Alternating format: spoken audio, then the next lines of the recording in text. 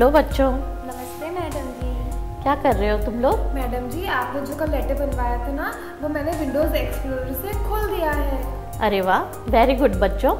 चलो अब इसे बंद करते हैं और वापस से टेक्स्ट एडिटर खोलकर हम सीखते हैं कि टेक्स्ट एडिटर से कैसे किसी लेटर को या किसी और टेक्स्ट फाइल को ओपन करते हैं।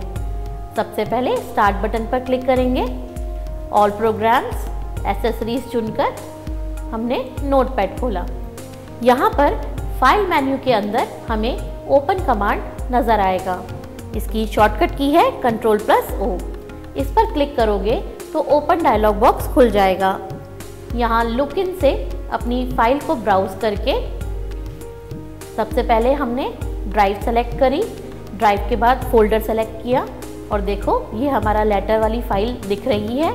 इसे चुनेंगे और ओपन बॉक्स पर क्लिक करेंगे तो देखो ये हमारा लेटर खुल गया। तो बच्चों, दो तरह से हम किसी भी फाइल को ओपन कर सकते हैं। एक तो जैसे अभी चिंकी ने ओपन करी विंडो एक्सप्लोरर से, विंडो एक्सप्लोरर में जाकर डबल क्लिक करके किसी भी फाइल को ओपन कर सकते हैं। और दूसरा कि अगर हमें कोई टेक्स्ट फाइल खोलनी है तो टेक्स्ट एडिटर में से फाइल मेन्यू चुनेंगे। फाइल मेन्यू में से हमें ओपन कमांड चुनना है। ओपन कमांड में फाइल ब्राउज करके हम आसानी से फाइल को खोल सकते हैं। और तुम्हें शीघ्रता से काम करना है तो ओपन कमांड की शॉर्टकट की अर्थात Ctrl+O दबाकर तुम ओपन डायलॉग बॉक्स ओपन कर सकते हो। बच्चों, फाइल ओपन करने के लिए ओपन बटन पर क्लिक करेंगे। ओपन बटन के नीचे कैंसिल बटन आ रहा है।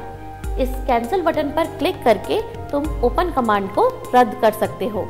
मैडम जी, ओपन डायलॉग बॉक्स के टाइटल बार में ये जो एक क्लोज का बटन आ रहा है और इसके बाईं तरफ ये जो क्वेश्चन मार्क का बटन आ रहा है, ये किस काम का है? पिंकी, यह क्वेश्चन मार्क का जो बटन है ये हेल्प का बटन है। इस हेल्प बटन पर क्लिक करोगे तो माउस पॉइंटर के साथ क्वेश्चन मार्क जुड़ जाएगा और फिर उसके बाद किसी भी विकल्प पर क्लिक करोगे तो एक बॉक्स के अंदर उस विकल्प के बारे में जानकारी आ जाएगी। जैसे कि देखो, मैंने इस क्वेश्चन मार्क के बटन पर क्लिक किया और फिर लुक इन पर क्लिक किया तो एक बॉक्स के अंदर यह जानकारी आ गई कि यहाँ से हम फाइल अथवा फोल्डर को लोकेट करते हैं। चलो अब इस ओपन डायलॉग बॉक्स को कैंसिल करके बंद करते हैं। यदि उपयोगकर्ता नई फाइलें बनाना चाहे तो इसके लिए फाइल मेन्यू में न्यू कमांड का चयन करना होता है। न्यू कमांड की शॉर्टकट की है Ctrl+N। न्यू कमांड पर क्लिक करेंगे तो पुरानी वाली फाइल बंद हो जाएगी और नई फाइल खुल जाएगी। यदि पुरानी वाली फाइल सेव नहीं है तो एक चेतावनी आएगी कि पुरानी वाली फाइल में कुछ चेंजेस या बदलाव किए गए हैं और इन्हें सेव करना चाहते हैं क्या। अगर हम यहाँ यस बटन पर क्लिक करेंगे तो हमारी पुरानी वाली फाइल में चेंजेस जो हुए हैं वो सेव हो जाएंगे और नई फाइल खुल जाएगी। अगर हम नो बटन पर क्लिक करेंगे तो इसका तात्पर्य यह होगा कि हम पुरानी वाली फाइल को बिना सेव किए बंद करना चाहते हैं और नई फाइल खोलना चाहते हैं। कैंसिल करने पर हमने जो न्यू का कमांड दिया है वह रद्द हो जाएगा। अभी हम इसको यस करते हैं, अर्थात हम अपनी पुरानी वाली फाइल में सारे चेंजेस सेव कर रहे हैं और देखो यहाँ एक नई फाइल खुल गई जिस पर हम टाइप करके और सेव करके नई फाइल बना सकते हैं। तो बच्चों, अगर हम फाइल में कोई भी चेंजेस करें, किसी भी तरह के बदलाव करें तो फाइल को सेव करते रहना चाहिए। फाइल को हम सेव करेंगे तो उसमें हमने जो भी चेंजेस किए हैं वह परमानेंटली सेव हो जाएंगे। अगर हमने फाइल को बिना सेव किए बंद करने की कोशिश करी तो भी चेतावनी आएगी कि फाइल सेव नहीं है। और अगर हमने नो बटन पर क्लिक कर दिया तो फाइल में जो भी चेंजेस हैं वो सेव नहीं होंगे। इसलिए चेतावनी पे हमेशा यस का बटन दबाकर हम चेंजेस को सेव करने का आदेश देते हैं। तो बच्चों, आप फाइल बना रहे हो और आपने फाइल सेव भी कर दी है, फिर भी उसमें बदलाव करते वक्त उन बदलाव को सेव करने के लिए Ctrl+S की शॉर्टकट की दबाकर फाइल को लगातार सेव करते रहा करो। आया समझ बच्चों? जी मैडम जी। मैडम जी, ये न्यू, ओपन और सेव के कमांड तो समझ में आ गए हैं, लेकिन ये सेव एज का क्या अर्थ है? क्या यह भी सेव कमांड की तरह उपयोग में लाया जाता है? देखो, अगर फाइल नई है तो फाइल को सेव या सेव एज किसी भी कमांड पर क्लिक करें, सेव एज डायलॉग बॉक्स ही प्रकट होगा, जिसमें हम अपनी फाइल का नाम देकर उसे सेव कर सकते हैं। उसके बाद फाइल में कोई भी बदलाव करें तो कंट्रोल एस अर्थात कंट्रोल प्लस एस की शॉर्टकट की यानी कि सेव कमांड देकर हम फाइल को सेव कर सकते हैं।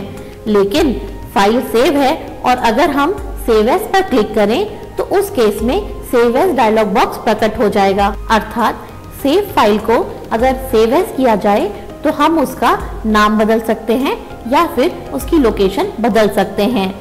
इसका मतलब यह हुआ कि अगर हमें अपनी फाइल को रीनेम करना हो या उसकी मल्टीपल कॉपीज जनरेट करनी हो और उसे अलग अलग लोकेशंस पर सेव करना हो तो हमें सेव एज कमांड उपयोग में लाना होगा।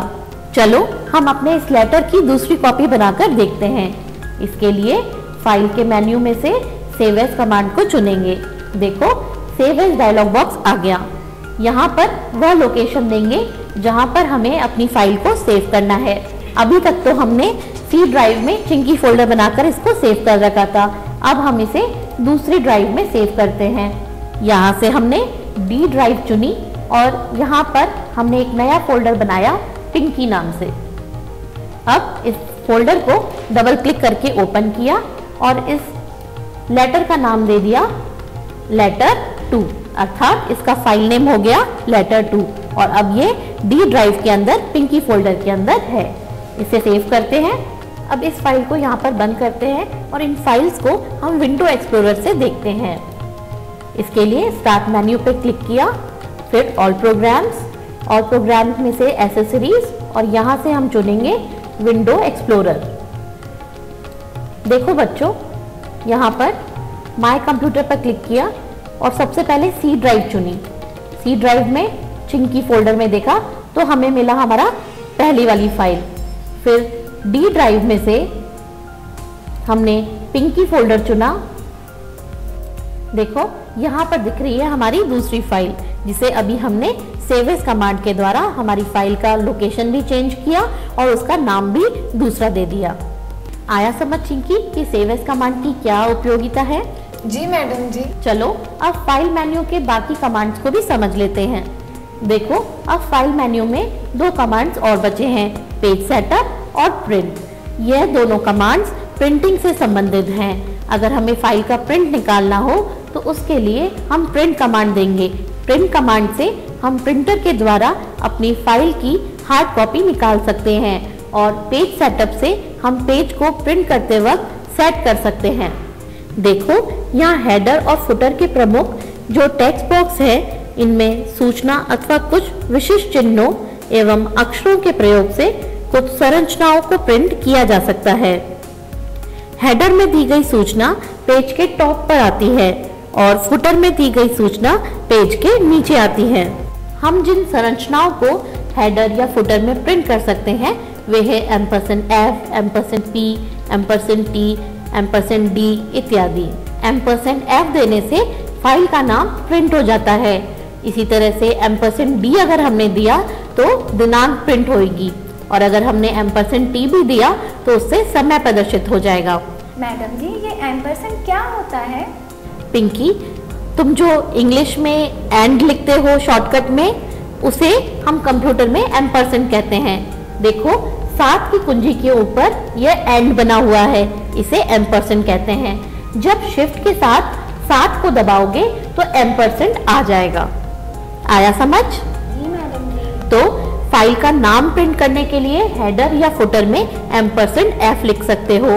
इसी तरह से $P पेज के नंबर को प्रदर्शित करता है, $D दिनांक को और $T समय को। अगर हेडर या फुटर में से किसी में भी $F लिख दोगे तो अगर हेडर में लिखा है तो फाइल के टॉप पे फाइल का नाम आएगा। अगर हम फुटर में $D एवं $T देंगे तो पेज के बॉटम में दिनांक एवं समय प्रदर्शित होगा। तो बच्चों, हेडर और फुटर में सूचना और चिन्हों एवं प्रतीकों का उपयोग कर इन्हें प्रिंट कराया जा सकता है। देखो यहाँ प्रीव्यू में पेज का सैंपल प्रदर्शित होगा।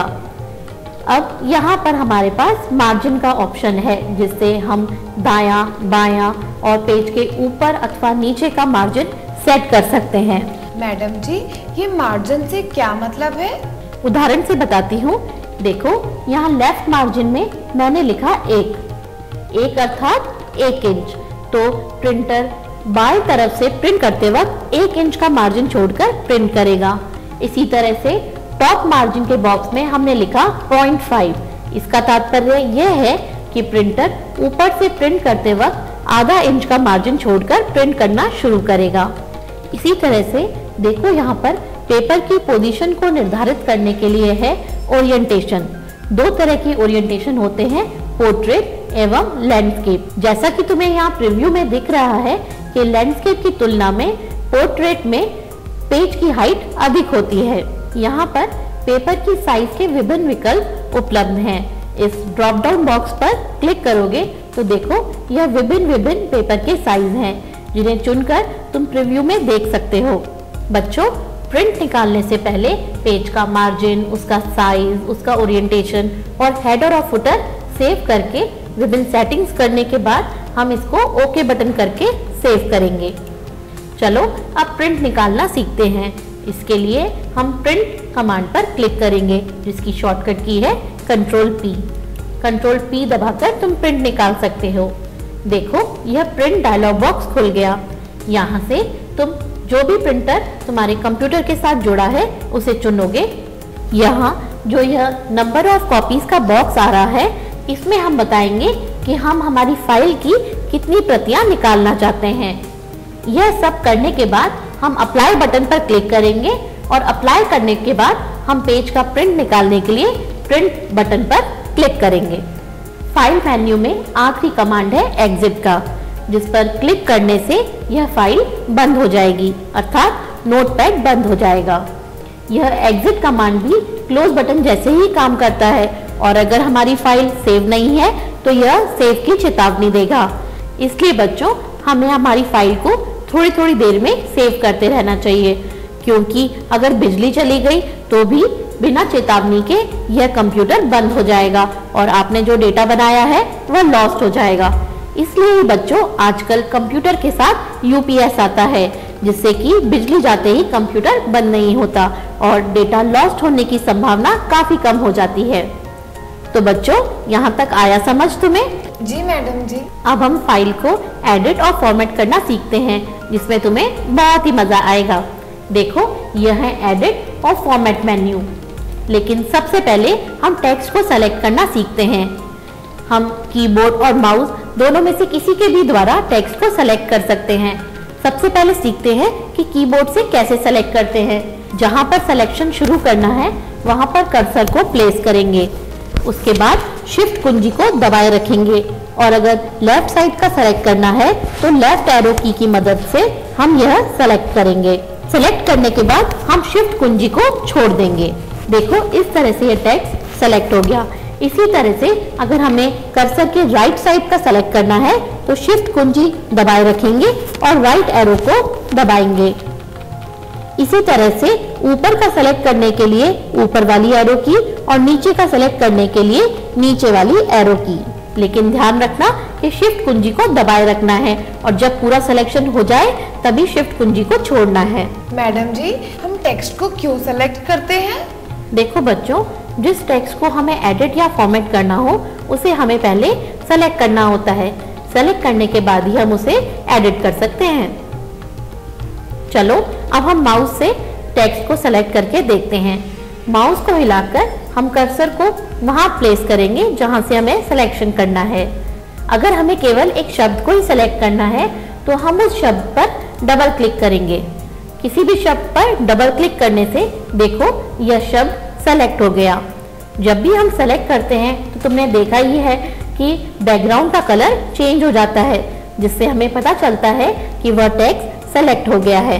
तो बच्चों, माउस से एक शब्द को चुनने के लिए उस शब्द पर डबल क्लिक करेंगे और अगर हमें एक शब्द से ज्यादा चुनना हो तो उसके लिए माउस ड्रैगिंग अर्थात माउस को ड्रैग करके टेक्स्ट को सेलेक्ट किया जा सकता है। देखो जैसे इस पूरे टेक्स्ट को चुनने के लिए मैंने माउस के बाएं बटन को दबाए रखा और फिर उस दिशा में माउस को आगे बढ़ाएंगे जहां पर हमें सिलेक्शन करना है। पूरा चुनने के बाद हम माउस के बाएं बटन को छोड़ देंगे तो यह पूरा टेक्स्ट सेलेक्ट हो गया। चलो अब हम एडिट मेन्यू के अंतर्गत आने वाले सभी मेन्यू कमांड्स को समझते हैं। इसमें सबसे पहले है अंडू कमांड। अंडू कमांड के द्वारा हम हाल ही में किए गए कार्य को निरस्त कर सकते हैं। जैसे मैंने यहाँ इस शब्द के बीच में 3 स्पेस दे दिए, तो अगर मैं इस कार्य को रद्द करना चाहूँ तो इसके लिए अंडू कमांड दूंगी। देखो यहाँ से स्पेस हट गई। तो इस तरह से किसी भी कार्य को रद्द करने के लिए हम अंडू कमांड का प्रयोग करते हैं, लेकिन हम केवल उसी कार्य को रद्द कर सकते हैं जो हमने अभी अभी किया है। पहले किए गए कार्यों को हम अंडू कमांड से रद्द नहीं कर सकते। कभी कभी हमसे गलती से कुछ ऐसा कार्य भी हो जाता है जो हमें नहीं करना था, तब हम अंडू कमांड के द्वारा उस कार्य को निरस्त कर सकते हैं। इस अंडू कमांड की शॉर्टकट की है Ctrl+Z। अंडू कमांड के बाद देखो यहाँ कट, कॉपी, पेस्ट के कमांड्स हैं। हम चुने हुए टेक्स्ट को कट या कॉपी करके पेस्ट कर सकते हैं। पेस्ट का विकल्प हम तभी काम में ले सकते हैं जब हमने कुछ टेक्स्ट कट या कॉपी कर रखा हो। पेस्ट का विकल्प तभी एक्टिवेट होता है जब हम किसी टेक्स्ट को कट या कॉपी करते हैं, अन्यथा यह एडिट मेन्यू में डिम रहता है। चलो अब हम टेक्स्ट को कट, कॉपी करके पेस्ट करके देखते हैं। इसके लिए सबसे पहले हम टेक्स्ट का चुनाव करेंगे। टेक्स्ट को चुनने के बाद चूंकि अब हमें यह टेक्स्ट यहाँ से हटाना है तो हम कट कमांड का चयन करेंगे। कट की शॉर्टकट की है Ctrl+X। कट कमांड चुनने पर देखो वो टेक्स्ट वहाँ से हट गया। अब हमें वह टेक्स्ट जहाँ भी रखना है वहाँ पर कर्सर को प्लेस करेंगे और फिर उसके बाद पेस्ट को चुनेंगे। पेस्ट करने पर देखो यह टेक्स्ट यहाँ पर आ गया। इसी तरह से कॉपी पेस्ट करने के लिए सबसे पहले टेक्स्ट को चुनेंगे और फिर कॉपी कमांड पर क्लिक करेंगे। देखो कॉपी कमांड करने पर वह टेक्स्ट वहीं का वहीं है, अर्थात हम इसे अब कहीं पर भी पेस्ट कर सकते हैं। पेस्ट कमांड पर क्लिक किया तो वह टेक्स्ट यहाँ पर आ गया। टेक्स्ट को वहीं रखते हुए पेस्ट करने के लिए कॉपी कमांड का उपयोग किया जाता है। कॉपी कमांड की शॉर्टकट की है Ctrl+C। अब देखो मैंने यहाँ पर एक एंटर कुंजी दी, उसके बाद मैंने Ctrl+V दबाया। Ctrl+V जो कि पेस्ट की शॉर्टकट की है। तो देखो यहाँ पर यह टेक्स्ट दोबारा से आ गया। इस तरह से हम कितनी बार भी टेक्स्ट को पेस्ट कर सकते हैं। मैडम जी, एक बार कट या कॉपी करके हम कितनी बार पेस्ट कर सकते हैं? पिंकी, एक बार कट या कॉपी करने पर हम कितनी बार भी और कहीं पर भी कर्सर को प्लेस करके पेस्ट कर सकते हैं। मैडम जी, हम कट करके भी और कॉपी करके भी पेस्ट कर रहे हैं, तो कट और कॉपी में क्या अंतर हुआ? देखो बच्चों, सबसे पहले तो हम यह जानते हैं कि जब भी हम कोई टेक्स्ट को कट या कॉपी करते हैं तो वह क्लिपबोर्ड में चला जाता है। क्लिपबोर्ड एक मेमोरी क्षेत्र है जहां पर डेटा अस्थायी रूप से स्टोर होता है। जब भी हम कुछ कट या कॉपी करते हैं तो डेटा क्लिपबोर्ड में चला जाता है और जब हम पेस्ट करते हैं तो डेटा क्लिपबोर्ड में से आकर ही हमारी फाइल में प्रिंट होता है। अगर हम कोई दूसरा डेटा कट या कॉपी करें तो पुराना वाला डेटा क्लिपबोर्ड में से मिट जाएगा और नया वाला आ जाएगा। यह तो हुई क्लिपबोर्ड की बात। अब देखो चिंकी, कट और कॉपी में मूल अंतर यह है कि जब हम कोई टेक्स्ट कट करते हैं तो वह क्लिपबोर्ड में चला जाता है, लेकिन फाइल में से मिट जाता है। लेकिन अगर हम टेक्स्ट को कॉपी करते हैं तो वह क्लिपबोर्ड में भी जाता है और अपनी मूल जगह पर भी रहता है। देखो हमने यहाँ पर इस टेक्स्ट को चुना और कट कमांड दिया तो यह टेक्स्ट यहाँ से क्लिपबोर्ड में चला गया। इसे हम अनडू करते हैं। अनडू करने के बाद हम इसी टेक्स्ट को कॉपी करते हैं। कॉपी करने पर देखो यह टेक्स्ट यहाँ पर भी है और अब कर्सर प्लेस करके हम यहाँ पर Ctrl+V अर्थात पेस्ट करेंगे तो यह टेक्स्ट यहाँ पर आ गया। तो बच्चों, एक बार कट या कॉपी करने पर डेटा क्लिपबोर्ड में चला गया तो उसे हम कितनी बार भी क्लिपबोर्ड से पेस्ट कर सकते हैं। लेकिन जब हम कुछ नया टेक्स्ट कट या कॉपी करेंगे तो पुराना वाला हट जाएगा। शटडाउन करने पर भी क्लिपबोर्ड में से डेटा चला जाता है। लेकिन अगर हम अभी कुछ कट या कॉपी करें और अगर इस टेक्स्ट एडिटर को बंद कर दें तो भी यह टेक्स्ट क्लिपबोर्ड में रहेगा और वापस से नोटपैड खोलने पर हम उसे पेस्ट कर सकते हैं। तो बच्चों, अब तो तुम्हें समझ आ गया होगा कि कट और कॉपी में क्या अंतर है। और आज तो तुमने कंप्यूटर की एक और यूटिलिटी अर्थात क्लिपबोर्ड के बारे में जाना। तो समझ आया तुम्हें यह सब? हाँ मैडम जी। ये कॉपी पेस्ट तो बहुत ही काम की चीज़ है। अगर एक बार फाइल बनाने के बाद हमें ऐसा लगे कि कोई सेंटेंस ऊपर नहीं नीचे आना चाहिए, तो मैडम जी हमें वो सेंटेंस दोबारा लिखने की जरूरत नहीं है, हम उसे कट पेस्ट भी कर सकते हैं। हाँ पिंकी, पता है कई बार ऐसा होता है कि एक ही सेंटेंस बार बार आता है, तो उसको दोबारा लिखने की बजाय हम कॉपी पेस्ट भी कर सकते हैं। हाँ बच्चों, अब तो लगता है कि तुम्हें बहुत अच्छे से समझ आ गया। चलो अब हम टेक्स्ट को डिलीट करना सीखते हैं। टेक्स्ट को डिलीट करने के लिए कीबोर्ड की एरो की से या फिर माउस की सहायता से कर्सर को प्लेस करके उस स्थान पर पहुंचेंगे जहां पर हमें डिलीट करना है।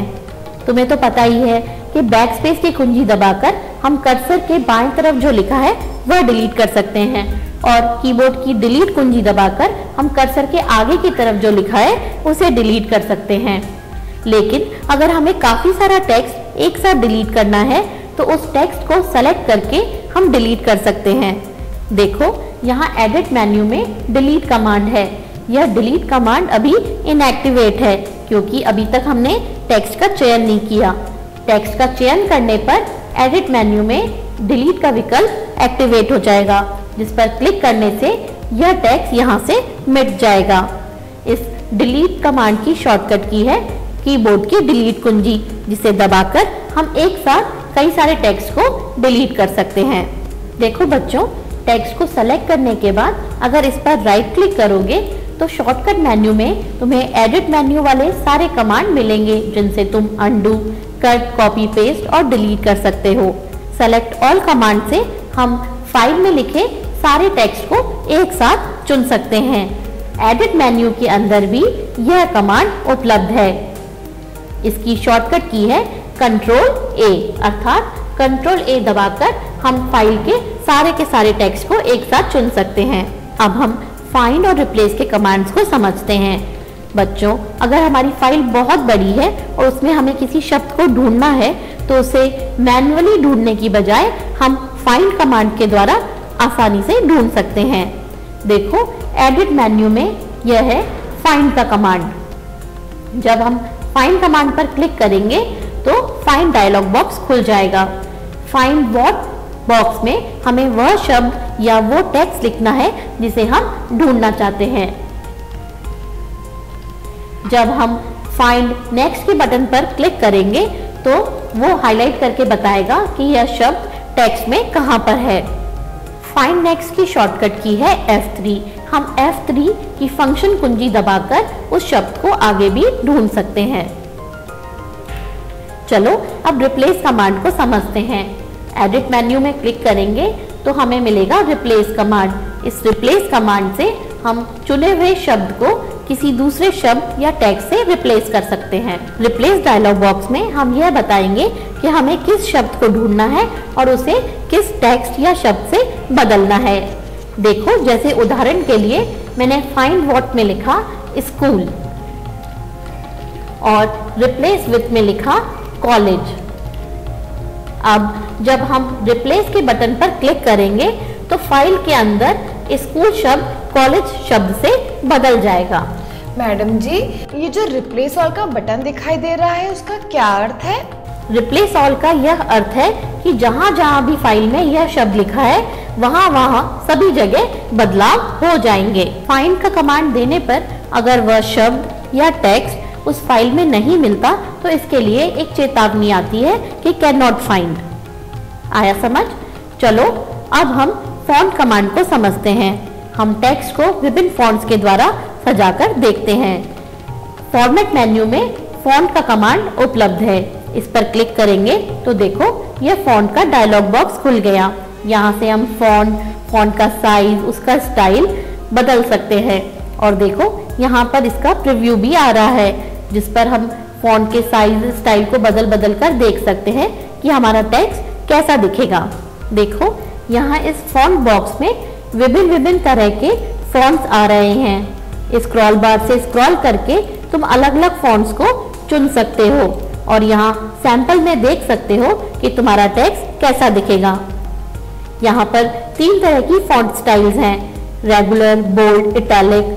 बोल्ड करने से टेक्स्ट भरा हुआ आता है और इटैलिक से टेक्स्ट थोड़ा तिरछा आता है।